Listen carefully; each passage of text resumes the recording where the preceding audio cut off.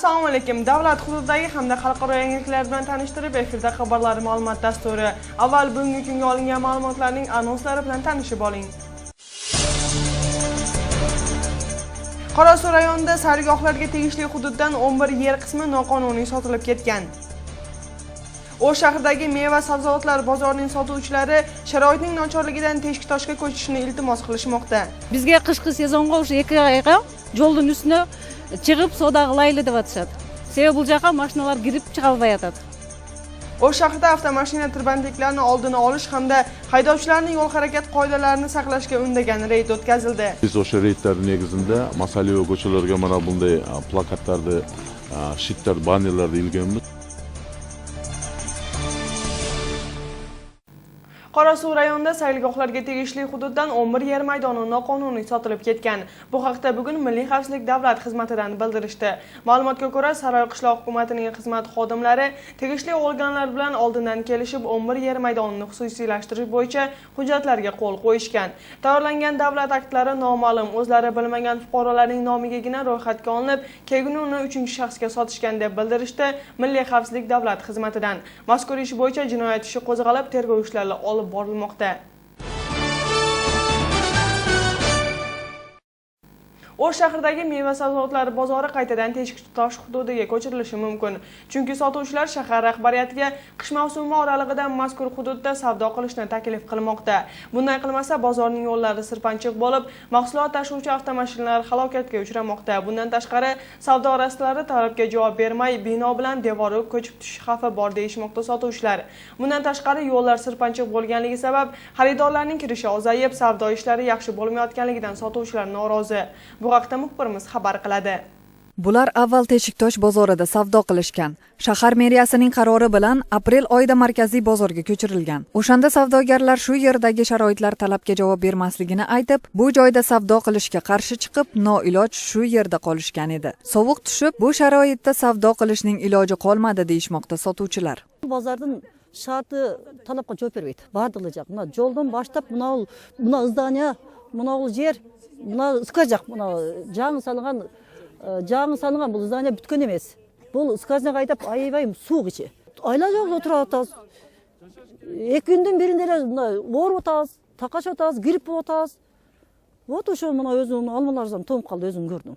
Hozirda sotuvchilarga yo'lning muzligi qiyinchilik yaratmoqda. Shu sababli xaridorlar soni ozayib, savdo bo'lmayotganidan savdogarlar norozi. Undan ham asosiysi, sotuvchilar uchun mahsulotlarni olib kirish mushkul bo'lmoqda. Sababi yo'lning sirpanchiqligidan tovar orttirilgan mashinalar yo'l halokatlariga uchramoqda. Birinchi qazagan kun bo'ldi. Bu yoqdan porter keldi, bu yoqdan araba keldi. Bu yerda odamlar bir ayol turadilar. Porter kelib, bu yoqdan sig'lanib ketib, arabani tutib ketdi. Daha katta kudursaktadi ayaldı. Buna qiynalib жүрөбүз, жолдон чыга албайт абыз. Көрсөңөр өзүңөр арабаны. Ana mashina chiqa olmaydi ana. Bunga qo'shimcha savdo yurgizilgan bu bino ham xavf tug'dirmoqda. Chunki savdogarlar imoratni yaroqsiz holga kelib, bosib qolish xavfi borligini aytishadi. Qolipti yer bo'layotadi. Mana qulab tushdi. Qancha odamning umri qiyladi. Buning ustine chiqsanglar, yer bunandaydan jarilgan. Ko'rgil o'zingizlar ham. Al yerdan kim javob beradi bizga? Misol o'tiraversek. Biz odan qo'rqib bu yoqqa kirdik, zdaniyaga girdik. Zdaniyaga girsek, ikki yoqdan skvozyak bo'layotadi. Biz o'rsak kim javob beradi bizga? Kimga qayrilamiz shular o'zida? Shunga ko'ra savdogarlar yana Teshiktoshda savdo qilish tashabbusini ko'tarishmoqda. Uni shahar rahbariyatiga ham yetkazishdi. Bizga qishki sezonga o'sha 2 oyga yo'lning ustine chiqib savdo qilaylik deb aytishadi. Sebebi bu yoqqa mashinalar kirib chiqa olmay yotadi. Ana degan епте öyle adamlar bir yerga tig'ib qo'ysalar bo'ldi bu. O'shoni o'ylash kerak-da meriya.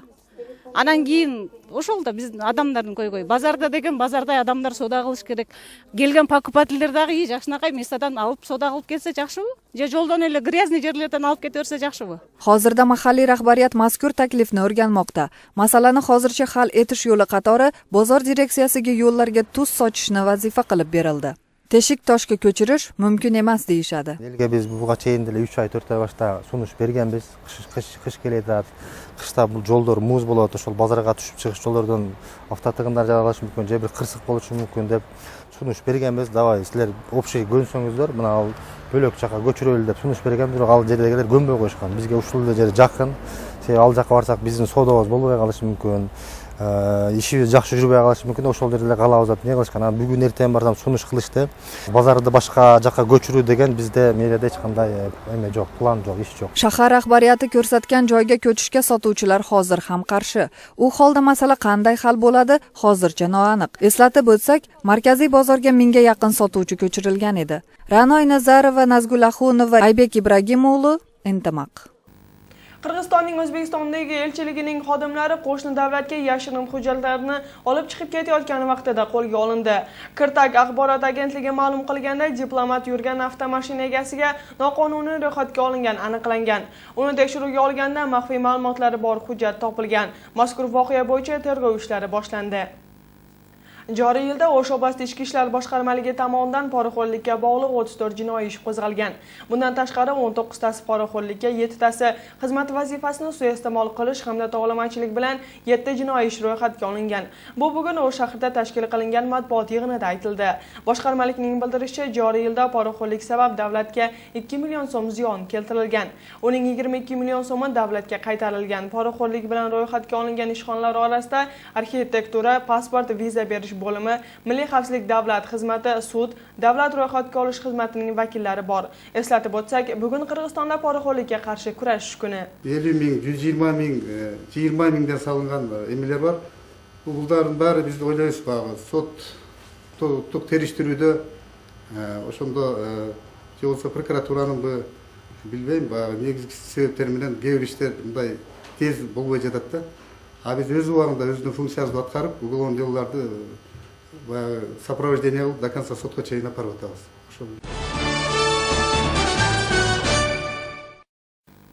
500 ga yaqin xo'jalik istiqomat qilgan Jalolobod oblasining Sati qishlog'idan ko'p yildan buyon yo'l hamda ko'prik muammosi o'z yechimini topmay keladi.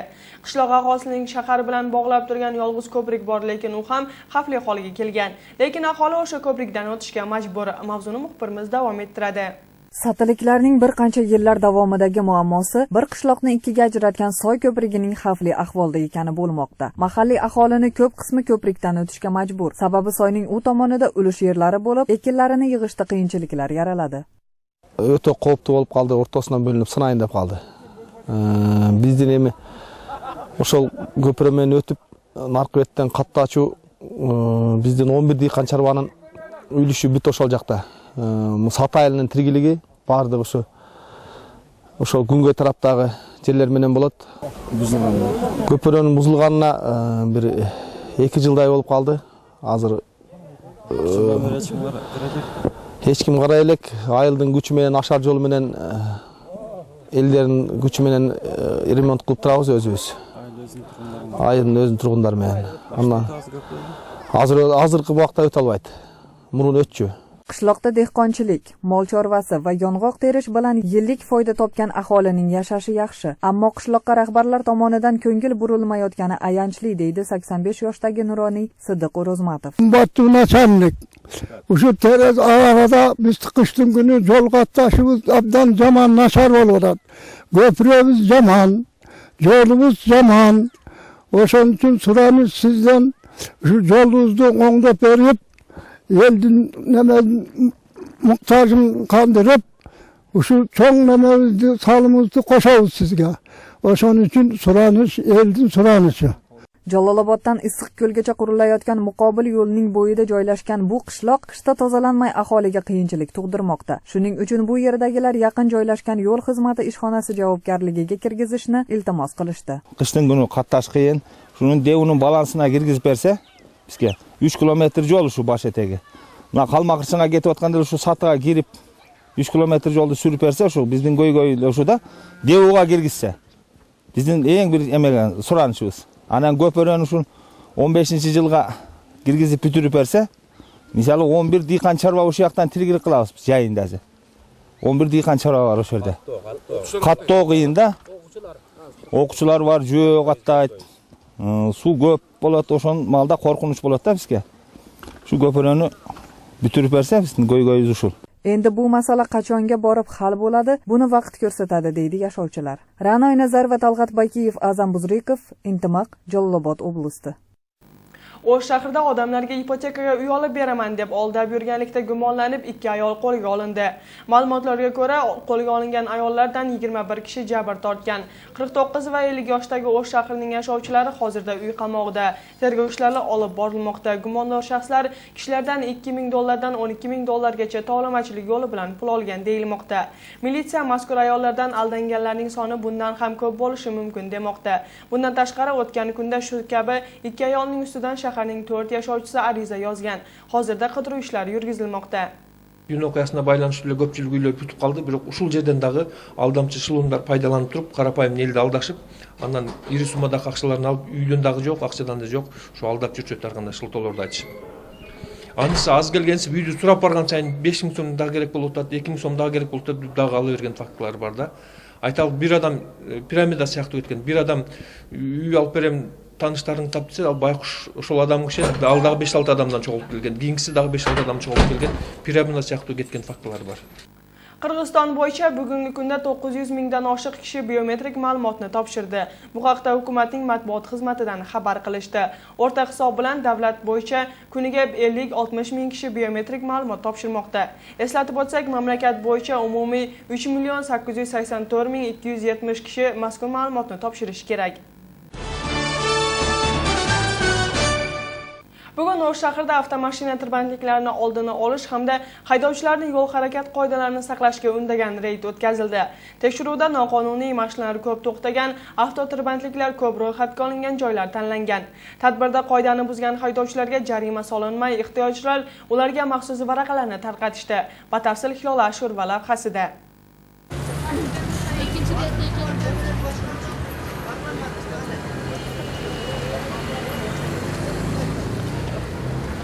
Bugun bu kabi yo'l chetiga noqonuniy to'xtab, hatto 2 qator bo'lib olgan mashinalar sonini ozaytirish maqsadida noqonuniy to'xtash joylari deb nomlangan reyd tashkil etildi. Reyd haydovchilarni jazolash maqsadida emas, ixtiyorchilar bilan birga haydovchilarni yo'l qoidalariga amal qilishga da'vat etish maqsadida uyushtirildi.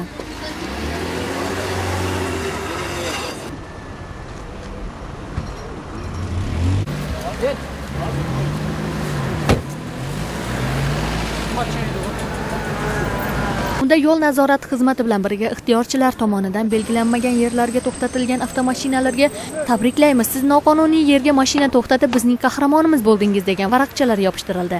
Reyd davomida maxsus belgi ostiga to'xtab, ustiga ustak kameradan qochganlar ham uchradi. Bugungi aksiyanın negizi bu. Айдоочуларга тура жол берүү, аларга мындай түшүнүктүрүү иштерин жүргүздүк. Аларга парковка турмыз коюлган жерлерге, мындай знак коюлган жерлерге машиналар коюлуп турат көбү. Аларга биз атайын таркатма баракчаларын бердик. Ал таркатма баракчаларында штрафтар, мисалы, кандай элементарный парковка турмыз, парковка койгон машиналарга штрафтар канча сом болот. Же болбосо кандай учурда канчалык штраф коюлат деген ошол тура максатында коюлуп бердик биз аларга таркаттык. Mazkur tadbir O'sh shahar ichki ishlar boshqarmasi, yo'l nazorat xizmati, meriya qoshidagi yoshlar komiteti hamda Yozef O'sh jamoat tashkiloti ko'magida uyushtirildi. Jamoat xavfsizligini saqlash tashabbusi loyihasi asosida OBSning moddiy ko'magida tashkil etildi.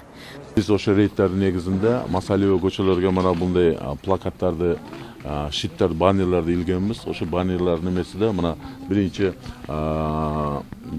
aroq ichib aydagan водитель, айдоочу, обгон боюнча, сотовый телефонда сүйлөшкөн боюнча, анан скоростуну ашырган боюнча мына мындай карап, этият бол, мына ушул немелерге жол койбогун деп туруп айдоочулар боюнча ушундай бир немелерди койганбыз. Mazkur kampaniya 5-dan 11 dekabrgacha tashkil etiladi. Eslatib o'tsak, 5-dekabrda maxsus xizmatlar bilan reyd tashkil etilgan bo'lsa, 11-dekabrda yakuni chiqarilib, umumiy mashina oynalarini qoraytirish, yo'l qoidalariga amal qilmaganlar, spirtli ichimliklar ichib mashina boshqarganlar va boshqalar bo'yicha tadbir tashkil etilishi rejalashtirilmoqda. Hilola Ashurova, Samad Pratov, Intimaq. O'sh shahrida yuqori quvvatli 75 dona pastansiyalar olinib kelindi.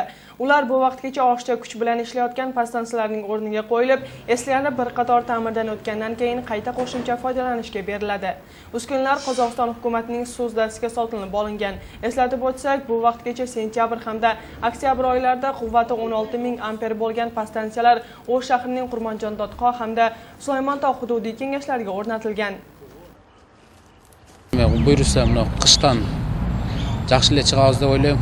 Неге дегенде көп жерде азыр трансформаторлар жаңыланды, кабелдик линиялар алмашылды, ауа чогулар алмаштырылып жатат. Азыр эми айта кетет элем, Ош шаары кышкыга электр тармактар боюнча ремонт иштери, плановый ремонт иштери азыр бүтүп калды. Азыр эгерде ремонт иштери болсо, бул аварияга байланыштуу болушу мүмкүн. Hozir esa hamkasbim sizlarni xalqaro yangiliklar bilan tanishtiradi.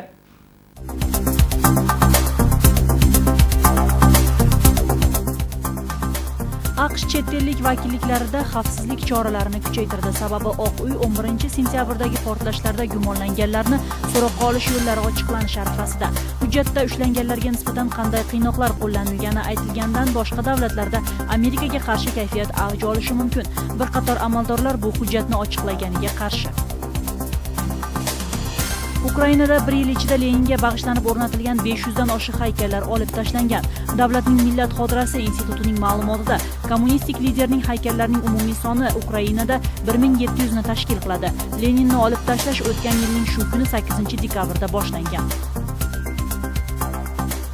Shimoliy Qozog'istonda rus rublini ommaviy sotib olish avj oldi. Bu yerda rus pulini 5 barobarga sotishmoqda. Ayrim ayirboshlash punktlarida rubl qolmay qoldi.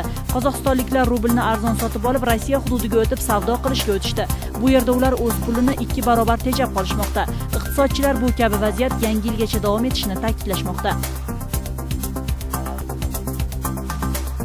Bugun Ukrainaning janubiy sharqida o'q otishni to'xtatish shartnomasi kuchga kirdi. Sentyabrda erishilgan Minsk kelishuviga qaramay, Donbassda deyarli kun sayin o'q otishuvlari o'rin olib keldi. Shu bois prezident Petro Poroshenko jang harakatlariga moratoriy kirgizishni taklif qilib, u Donetsk va Lugansk rahbarlari tomonidan qo'llab-quvvatlangan.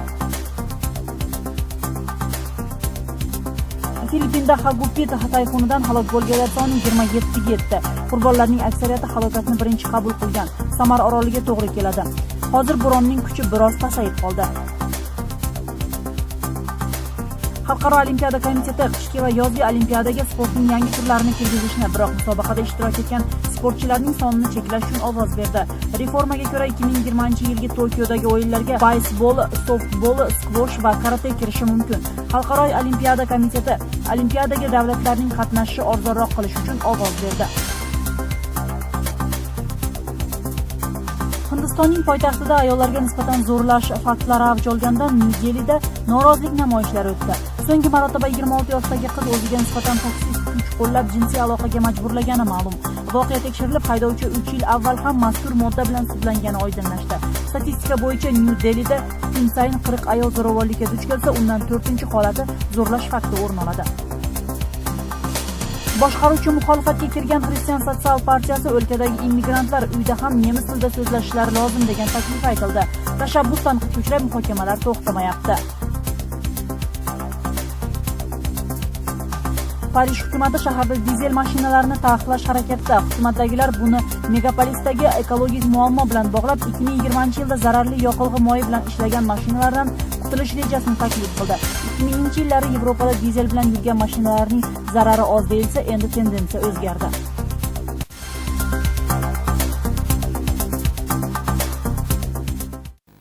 Bugun O'sh davlat universitetining fuqarolik stipendiyasining 3-taqdirlash marosimi bo'lib o'tdi.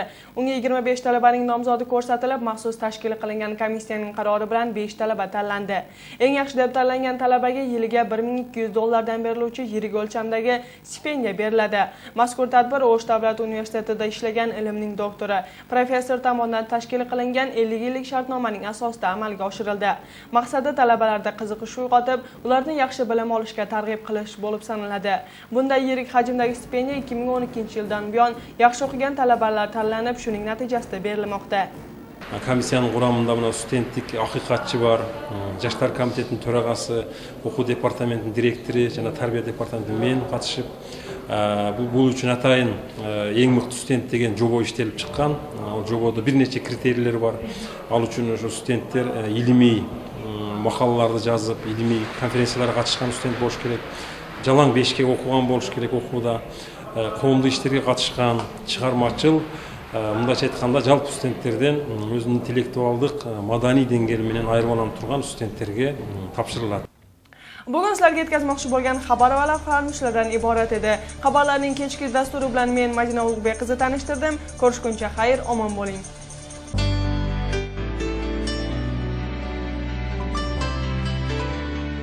Qirg'iz gidrometdan olingan ma'lumotga ko'ra ertaga yurtimizda yog'ingarchilik kutilmaydi. Havoning harorati Botken oblastida kechasi 6-11, kunduzi 3-8 daraja sovuq bo'ladi.